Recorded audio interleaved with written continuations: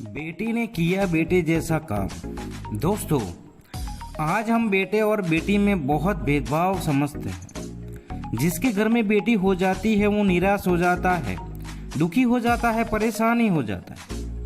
वो ऐसा समझता है कि मेरे ऊपर दुख का पहाड़ पड़ा हुआ है। जब कोई उसे कहता है कि तू बहुत नसीबदार इंसान है कि तेरे घर में बेटी हुई है, तो वो दुखी रहता है, परेशान रहता है। दोस्तों, आज मैं एक ऐसी कहानी सुनाऊंगा आपको। बेटी ने ऐसा काम किया है, बेटे जैसा काम किया है। बाप बहुत बीमार था, उसकी देखभाल करने वाला कोई नहीं था। उसके घर वाले भी, जो उसका बेटा था, उसकी बहू थी, वो उससे दूर भागते थे। बेटी की शादी हो गई थी। बेटी को पता चला कि मेरे पापा बहुत बीमार है, तो बेटी भागकर आई पापा के पास।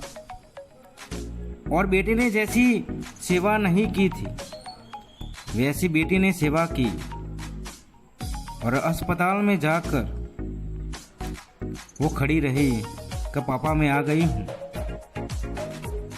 मैं तो शादी करके दूसरे घर चली गई थी और बेटी पराई होती है, लेकिन मैं आ गई हूँ।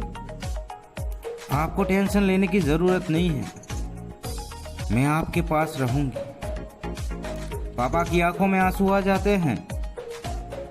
जो पापा पहले कहते थे तू तो पराई है, तू तो शादी करके दूसरे घर चली जाएगी, उसी बाप की आंखों में आंसू आ जाते हैं कि आज मैं बीमार हूँ, मेरी सेवा करने के लिए कोई नहीं था, आज मेरी बेटी भाग कर आई है। और बेटी ने इतनी सेवा की पापा की, वो पापा ठीक हो गए और घर पर आ गए। तो दोस्तों, इस वीडियो में बस यही बताना चाहता हूँ, जो एक बेटा नहीं कर सकता वो बेटी करती है।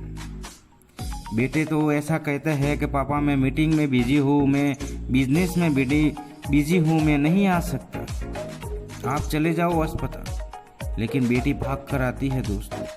और जिसके घर में बेटी है वो बहुत नसीबदार इंसान है।